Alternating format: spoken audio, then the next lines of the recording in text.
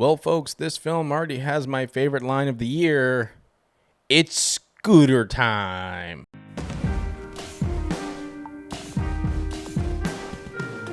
Den of Thieves 2 Pantera is directed by Christian Goodgast.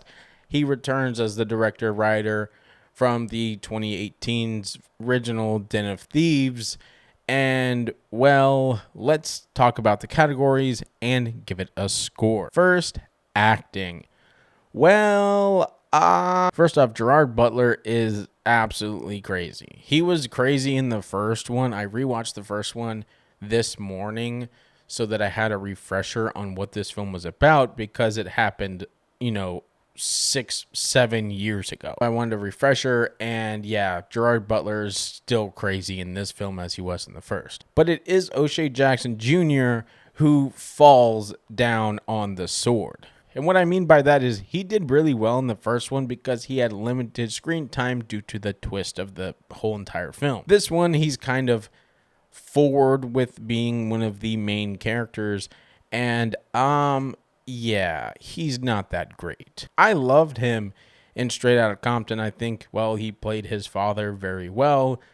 But really, almost anything else he's been in, I haven't really been a fan of. And this one may be his worst. I was truly thinking that this film's acting was going to get a really low score because of a really bad thing he does at the start. A decent chunk of the film, he has a French accent. And listen, you can't pull it off. I'm sorry. I don't understand how these French people would listen to that accent and accept it, even if you said you were somewhere else during this time and the accent faded. It's just awful. It's someone literally sounding like they're trying to do a French accent, and anytime he speaks, it's very whisper acting and not just straight acting. Everyone else in the entire film is decent at best. There's no kind of notable people in the film where I kind of go, hey, that's really good. Everyone else is kind of just mid all the way around. And that's why I'm only going to give it a half a star out of 1 within this category. If he did this accent throughout the film, like sprinkled throughout the film, I would definitely say 0 stars. But Gerard Butler's craziness and just presence on the frickin' screen is enough to give it a half a star. Visuals. They still have Terry Stacy as the cinematographer, but for some reason, this film feels like it was made by someone else. The cinematography in the first one was very low-key, very followy. At times, it was a little bit shaky, and I didn't like it, but other times, it was really nice. This film feels not that at all. It's completely just nonsense the whole time. Shots where they could have easily gone full-on follow the leader, essentially a steady cam, just following people one-shot style. They could have done it. I like active cameras, and this film would have definitely been beneficial if they would have done that. One thing that is distracting, though, is just like in the first one, the constant naming of where you are at all times. I'm not kidding you. There is a scene in the beginning of this film where it tells you where you are. Someone walks out of the door, and then they tell you again where you are. It goes away and comes back, and I go, He just walked through a door. The heist itself, the things that they do, it's kind of not too appealing visually, to be honest. It's just all right. It's very visually unappealing, and that's why it's going to get 0 stars within this category. Audio. M83, I did not expect you to be here. Yeah, the audio is There isn't a score in this part of this film that kind of speaks to me. There isn't excitement. The music doesn't feel forced necessarily, but it doesn't help with anything whatsoever. It's just all right. And when the song that I mentioned with M83 starts playing, I kind of go, who decided this? It's really bad because it doesn't follow kind of anything throughout the entire film, and it's kind of off. I don't have any problems with hearing the voices from the actors. I don't have any problems with the sound effects. I just have problems with the score being just so bland, so boring, and them forcing a song that doesn't fit the vibe of the actual movie. So with audio, I'm only going to give it, 0 stars out of 1 within this category. Story. Well, I thought 2024 we were going to leave the I don't know when to end it. Well, it's here in 2025 and we're hitting it right off the bat. There are multiple times in this film where I felt was a good ending and could have ended and could have been fine.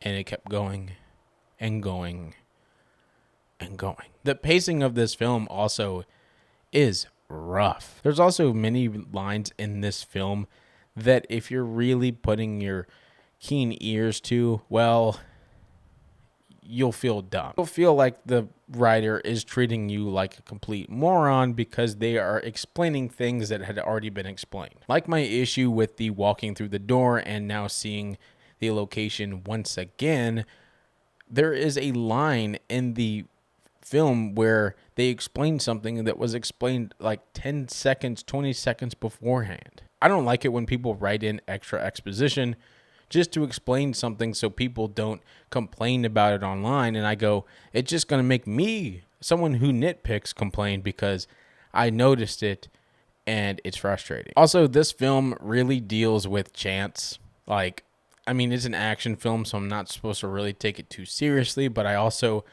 want smarter movies out there. But a thing happens and then it sets up the reason for like extra stuff within the heist. There's just a lot of just convoluted nonsense within this film that I don't like whatsoever. I enjoyed the first one, but this film is just a straight up carbon copy of the first one. It's decent at best, but I had literally seen it just hours before because I watched the first one this morning, and well, when you watch the same movie twice in one day, the second one just doesn't really hit the spot. So that's why with story, it gets 0 stars. Enjoyment. As you can probably tell, I didn't really enjoy this film. Is it a fun action movie? Yes, and I will give it its credit there. It's dumb fun with a lot of funny scenes. This film easily could have cut off 20, 30 minutes of its runtime, which is the most runtime I've thought about cutting in a movie after seeing it probably ever. It had no right being over 2 hours whatsoever. It should have hit about 1 hour and 40 minutes and boom, it would have worked just fine. I would also like to talk to different people who made this film, specifically the marketing team.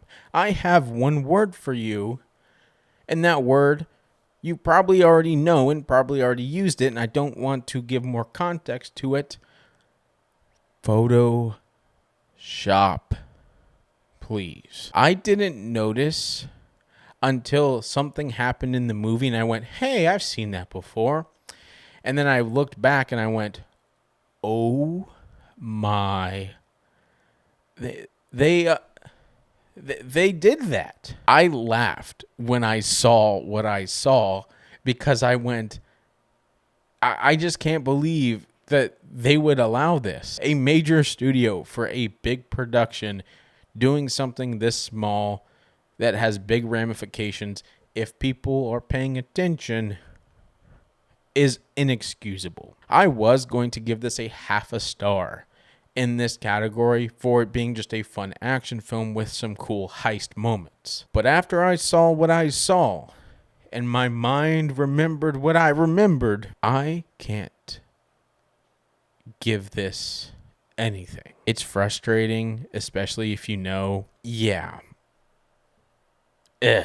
So with enjoyment, I'm going to give it a 0 stars out of 1 within this category. Well, ladies and gentlemen, I didn't expect to be doing this so soon, but Den of Thieves 2 Pantera gets 0.5 out of 5 stars. I think this film is horrible.